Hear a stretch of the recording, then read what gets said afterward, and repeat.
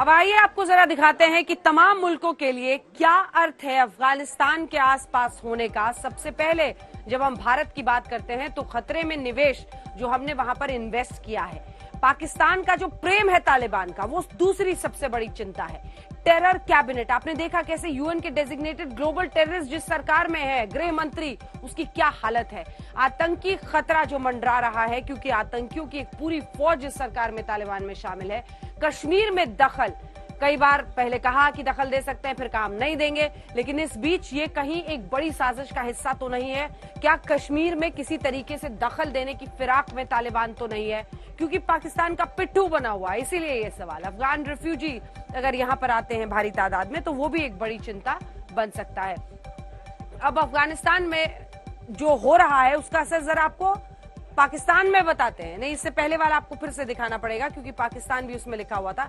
तहरीके तालिबान, ये तालिबान का ही एक गुट है जो तहरीके तालिबान पाकिस्तान में जमकर कोहराम मचाता है। वो उनके लिए सबसे बड़ी चिंता है, कठपुतली सरकार जो उनकी चलाई जा रही है इस वक्त अफगानिस्तान में। साथ ही अफगान रिफ्यूजीज वहां पर भी पहुंचेंगे और एंटी इंडिया जो उसका एजेंडा है उसको वो और भी बलशाली तरीके से पुश करने की कोशिश करेगा। चलिए अब जो अगले दो मुल्क हैं पड़ोसी मुल्क अफगानिस्तान के, उस पर आ जाते हैं। तो अमेरिका में टेरर कैबिनेट सबसे बड़ी चिंता, मानवाधिकार का हनन। आपने देखा कैसे आज ही कह दिया गया है कि कोई भी महिला मंत्री नहीं होगी, महिलाएं बच्चा पैदा करने के लिए होती हैं।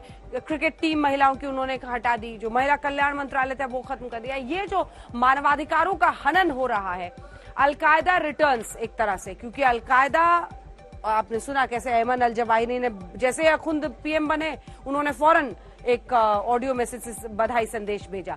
अंतर्राष्ट्रीय इमेज जो बनी है, जिस तरह से विड्रॉल हुआ है, वापसी हुई अमेरिकी सेना की, मुल्क में गुस्सा है, जो परिस्थितियां बनी है उसको लेकर लोग भी वहां कह रहे हैं कि मानवाधिकारों का हनन हो रहा है, अमेरिका मूक दर्शक कैसे बना रह सकता है। अब बात चीन की। चीन को लगता है शिनजियांग प्रांत में उसके जो उइगर मुसलमान रहते हैं, जिन पर हमेशा ये खबर आती रहती है कि चीन की सरकार उन पर ज्यादतियां करती है, कहीं उन मुसलमानों की आवाज बनने की ना सोच ले और तालिबान वहां पर आतंकवाद को शह ना देने लगे। पूरे क्षेत्र में जो उसका दबदबा है उसकी फिराक में वो चाहता है कि जो one belt one road initiative है उसका वो अच्छे से चले। नया बाजार उसकी भी फिराक में है चीन, और चीन अपनी अर्थव्यवस्था को कैसे फायदा होगा उस पर उसकी सबसे पहले नजर रहती है। अमेरिका पर बढ़त, उसे लग रहा है कि मतलब वो स्कोर कर चुका है, अमेरिका से आगे बढ़ चुका है इस मुद्दे पर।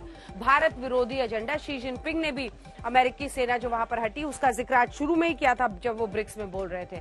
अब बात ईरान और रूस की करते हैं।